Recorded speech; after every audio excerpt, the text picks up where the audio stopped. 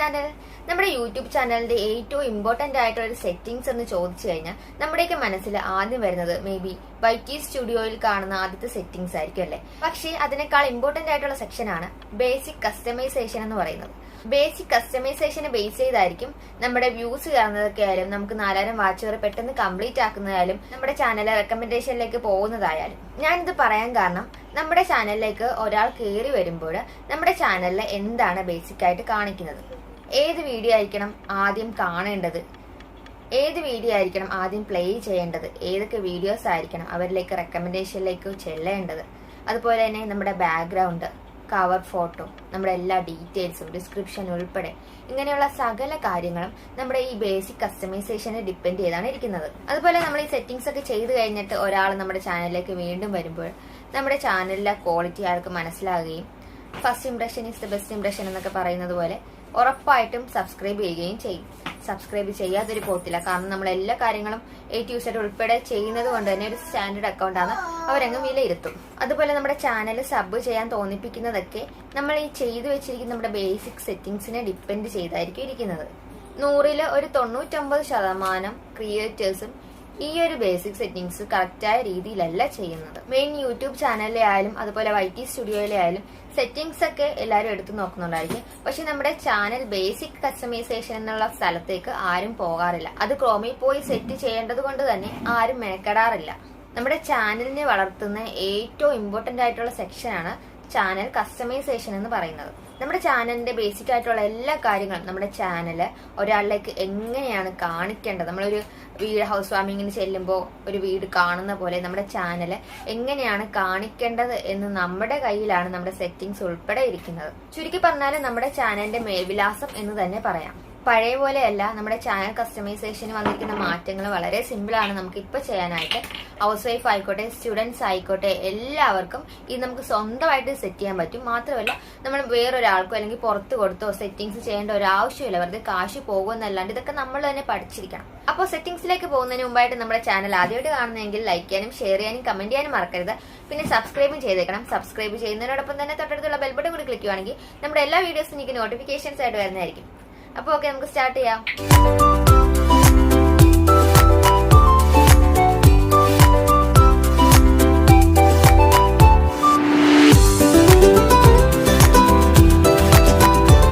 നമുക്ക് ആദ്യം തന്നെ ക്രോം ഓപ്പൺ ചെയ്യാം. ക്രോമിൽ സെർച്ച് ചെയ്യേണ്ടത് എന്താണെന്ന് ഇപ്പോഴും കുറേ പേർക്ക് അറിയത്തില്ല. നമ്മൾ സെർച്ച് ചെയ്യേണ്ടത് യൂട്യൂബ് അനലറ്റിക്സ് എന്നുള്ള ഓപ്ഷനാണ്. ഓക്കെ, അത് ഓപ്പണായി വരുമ്പോൾ എൻ്റെ മെയിൻ ചാനലിൻ്റെ പ്രൊഫൈലാണ് കാണിക്കുന്നത്. അതിൽ ലെഫ്റ്റ് സൈഡിലായിട്ട് 3 ലൈൻസ് കാണും, അവിടെ ക്ലിക്ക് ചെയ്യുക. അവിടെ ക്ലിക്ക് ചെയ്ത് കഴിയുമ്പോൾ നമ്മുടെ സൈഡിലായിട്ട് dashboard, content, analytics, community, subtitles, copyright, earn, customisation, audio library എന്നിങ്ങനെ ഓപ്ഷൻസ് കാണാൻ സാധിക്കും. അതിൽ നമുക്കിപ്പോൾ ആവശ്യം എന്താണെന്ന് ചോദിച്ചാൽ കസ്റ്റമൈസേഷനാണ്. കസ്റ്റമൈസേഷൻ ക്ലിക്ക് ചെയ്ത് കഴിയുമ്പോൾ നമ്മുടെ ആദ്യത്തെ ബാനർ ഇമേജിൽ തന്നെ അപ്ഡേഷൻ വന്നിട്ടുണ്ട്. നമ്മുടെ കവർ പിക്കാണ് വരുന്നത്. 6 MB താഴെ ആയിരിക്കണം നമ്മുടെ കവർ പിക്ക് വരുന്നത്. അത് നമ്മുടെ കവർ പിക്കൊക്കെ എഡിറ്റ് ചെയ്ത് സബ്സ്ക്രൈബ് മൈ ചാനൽ, അതുപോലെ തന്നെ ലൈക്ക് ആൻഡ് ഷെയർ, നമ്മുടെ ഫോൺ നമ്പർ എന്നൊക്കെ വെച്ചിട്ട് അടിപൊളിയായിട്ട് തീം സെറ്റ് ചെയ്തിട്ട് നിങ്ങൾക്ക് അവിടെ ചേഞ്ച് ചെയ്യാവുന്നതാണ്. പിന്നെ വരുന്നത് നമ്മുടെ പ്രൊഫൈലിൻ്റെ ഐക്കണാണ്. അത് നമ്മൾ നമ്മുടെ ഇഷ്ടമായ രീതിയിൽ നല്ല അട്രാക്റ്റീവായിട്ടുള്ള രീതിയിൽ ചേഞ്ച് ചെയ്ത് കൊടുക്കാം. അതിനുശേഷം നെയിം വരുന്നുണ്ട്, ഹാൻഡിൽ വരുന്നുണ്ട്. നമ്മൾ ആദ്യം കൊടുക്കുന്ന നെയിം എന്ന് പറയുന്നത് നമ്മുടെ ലൈഫ് ലോങ് ആ നെയിം ആകാൻ തന്നെ ശ്രദ്ധിക്കുക. ഇടയ്ക്ക് ചേഞ്ച് ചെയ്ത് കൊടുക്കുന്നത് നല്ലതല്ല. അതുപോലെ തന്നെ നമ്മൾ ഹാൻഡിൽ ചെയ്യുന്ന നെയിം ആയാലും, നമ്മൾ ഇപ്പോൾ ഷോർട്സ് ഒക്കെ എടുക്കുമ്പോഴായാലും നമ്മൾ സ്ക്രോൾ ചെയ്യുമ്പോൾ കാണിക്കുന്ന നെയിം ഇല്ലേ, അതാണ് ഹാൻഡിൽ നെയിം എന്നുകൊണ്ട് ഉദ്ദേശിക്കുന്നത്. പിന്നെ ഡിസ്ക്രിപ്ഷൻ, നല്ല അട്രാക്റ്റീവായിട്ട് നമ്മൾ എന്താണെന്നും നമ്മുടെ ഫ്യൂച്ചർ എന്താണെന്നും നമ്മുടെ മോട്ടീവ് എന്താണെന്നും നമ്മൾ എന്താണ് ഈ യൂട്യൂബ് ചാനൽ കൊണ്ട് ഉദ്ദേശിക്കുന്നത്, അങ്ങനെയുള്ള സകലമായ കാര്യങ്ങൾ ഈ ഡിസ്ക്രിപ്ഷനിൽ നമ്മൾ കൊടുക്കുക. അതിനുശേഷം ആഡ് ലാംഗ്വേജ് കൊടുക്കാം. അത് കൊടുക്കണമെന്ന് നിർബന്ധമൊന്നുമില്ല. പിന്നെ വരുന്നതെന്ന് പറയുമ്പോൾ ചാനലിൻ്റെ URL ആണ്. https://www ആ സംഭവമാണ്. അത് വേണമെങ്കിൽ നമുക്ക് ഷോർട്ടാക്കാൻ പറ്റും. അതിനുശേഷം വരുന്നത് ലിങ്ക്സ് ആണ്. ഓൾമോസ്റ്റ് ഒട്ടുമിക്ക വലിയ വലിയ യൂട്യൂബേഴ്സിൻ്റെയൊക്കെ ആയാലും അവർ ലിങ്ക് എല്ലാം ഒന്നും ഇടണമെന്നില്ല. പക്ഷെ ഞാൻ നമ്മുടെ മെയിൻ യൂട്യൂബിൻ്റെ എന്തായാലും ഓൾറെഡി എല്ലാവരുടെയും കാണും. പിന്നെ ഞാൻ ഇട്ടിരിക്കുന്നതെന്ന് പറയുമ്പോൾ ഇൻസ്റ്റാഗ്രാമിൻ്റെ ഇട്ടിട്ടുണ്ട്, ടെലഗ്രാമിൻ്റെ ഇട്ടിട്ടുണ്ട്, വാട്സപ്പിൻ്റെ ഉൾപ്പെടെ ഇട്ടിട്ടുണ്ട്. കാരണം നമുക്ക് വാട്സപ്പ് ഗ്രൂപ്പ് ഉള്ളതുകൊണ്ടാണ് ഞാൻ വാട്സപ്പിൻ്റെ ഇട്ടിരിക്കുന്നത്. പിന്നീട് വരുന്നത് കോൺടാക്റ്റ് ഇൻഫോയാണ്. അത് ഓൾമോസ്റ്റ് വല്ല പ്രൊമോഷൻസ് ഒക്കെ ചെയ്യുന്ന ചാനലാണെങ്കിൽ വേണമെങ്കിൽ നിങ്ങൾക്ക് നിങ്ങളുടെ ഇമെയിൽ ഐ ഡി കൊടുക്കാവുന്നതേ ഉള്ളൂ. എല്ലാവരും കൊടുക്കണമെന്ന് നിർബന്ധമൊന്നുമില്ല. പിന്നെ അടുത്തതെന്ന് പറയുമ്പോൾ വീഡിയോ വാട്ടർമാർക്ക് എന്നാണ്. ഇത് ശരിക്കും പറഞ്ഞാൽ പുതിയൊരു അപ്ഡേഷനാണ് കേട്ടോ.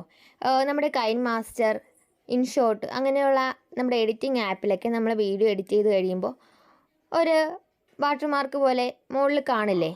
കൈൻ മാസ്റ്ററിൻ്റെ മുകളിലും കാണും, ഇൻഷോട്ടിൻ്റെ താഴെയുമാണ് കാണുന്നത്. അതുപോലെ നമ്മുടെ യൂട്യൂബ് ചാനലിന് ഒരു ഐഡൻറ്റിറ്റി എന്ന രീതിയിലാണ് നമ്മുടെ യൂട്യൂബ് ചാനൽ ഇങ്ങനെ ഒരു ഓപ്ഷൻ വെച്ചിരിക്കുന്നത്. അതൊന്നെങ്കിൽ നമുക്ക് സബ്സ്ക്രൈബ് ആൻഡ് ലൈക്ക് എന്ന് പറയുന്ന എന്തെങ്കിലും ആകാം, അല്ലെങ്കിൽ നമ്മുടെ ഫോട്ടോസ് ആകാം. അതൊക്കെ നമ്മുടെ ഐഡൻറ്റിറ്റീനെ ഡിപ്പെൻഡ് ചെയ്തിരിക്കും. നിങ്ങൾക്ക് ഇഷ്ടമുള്ളത് വേണമെങ്കിൽ കൊടുക്കാം. അതെങ്ങനെയൊക്കെ സെറ്റ് ചെയ്യണമെന്ന് ചോദിച്ചാൽ എൻഡ് ഓഫ് വീഡിയോ, നമ്മുടെ വീഡിയോ എൻഡ് ചെയ്യുന്ന ടൈമിലാണ് നമ്മുടെ വാട്ടർമാർക്ക് കാണിക്കേണ്ടതെങ്കിൽ അങ്ങനെ ചെയ്യാം. അല്ലെങ്കിൽ നമ്മുടെ കസ്റ്റം സ്റ്റാർട്ട് ടൈം പോലെ സെറ്റ് ചെയ്യാം. അതും അല്ലെങ്കിൽ എൻ്റയർ വീഡിയോ നമ്മുടെ എല്ലാ വീഡിയോസിലും വരുന്ന രീതിയിൽ നമുക്ക് സെറ്റ് ചെയ്ത് വെക്കാം. ഇതെല്ലാം ചെയ്ത് കഴിഞ്ഞ് മുകളിൽ പബ്ലിഷ് എന്നും പറഞ്ഞൊരു ഓപ്ഷൻ ഉണ്ട്. ഞാനിപ്പോൾ എൻ്റെ എല്ലാ സെറ്റിങ്സും ചെയ്തുകൊണ്ടാണ് എനിക്കത് എനേബിൾ ആയിട്ട് കിട്ടാത്തത്. ഹോം ടാബിലേക്ക് പോകുമ്പോൾ നമ്മുടെ എല്ലാ വീഡിയോസും ഹൈലൈറ്റ് ആയിട്ട് കാണിക്കണോ വേണ്ടയോ എന്നുള്ള ഓപ്ഷൻ അവിടെ എനേബിൾ ആക്കി കൊടുക്കുക. അതിനുശേഷം ലേഔട്ടാണ് കാണിക്കുന്നത്. ഈ ലേഔട്ടിൽ future video of returning subscribers. അപ്പോൾ എൻ്റെ ചാനലിൽ ആദ്യമായിട്ട് വരുന്ന വ്യൂവേഴ്സ് എന്നെ മസ്റ്റായിട്ട് സബ്സ്ക്രൈബ് ചെയ്യാനായിട്ട് എൻ്റെ ഏറ്റവും മോസ്റ്റ് പോപ്പുലർ ആയിരിക്കുന്ന, എനിക്ക് ഏറ്റവും കൂടുതൽ സബ്സ്ക്രൈബേഴ്സും അതുപോലെ തന്നെ വ്യൂസൊക്കെ കിട്ടിയിരിക്കുന്ന ഒരു വീഡിയോ ആണ് ഞാനവിടെ ആഡാക്കി ഇട്ടിരിക്കുന്നത്. 365 എന്ന് പറയുന്ന വീഡിയോ ആണ് ഞാൻ അവിടെ തന്നെ ഫ്യൂച്ചേർഡ് വീഡിയോ ഫോർ റിട്ടേണിംഗ് സബ്സ്ക്രൈബർ എന്ന് പറഞ്ഞ ഓപ്ഷൻ ഇവിടെ ഉണ്ട്. ആഡ് സെക്ഷൻ എന്ന് പറയുന്ന ഓപ്ഷനിൽ ഇതിപ്പോൾ എനിക്ക് എനേബിൾ അല്ല ഞാൻ ചെയ്തിരിക്കുന്നത് കൊണ്ട് നിങ്ങൾക്ക് അവിടെ എന്തായാലും ഓപ്ഷൻ അലോ ആയിട്ട് കിട്ടും. നിങ്ങൾ അതനുസരിച്ച് സെറ്റ് ചെയ്ത് കൊടുക്കുക. പിന്നെ വരുന്ന സെക്ഷൻ എന്ന് പറയുമ്പോൾ ഫോർ യു എന്ന് പറയുന്ന സെക്ഷനാണ്.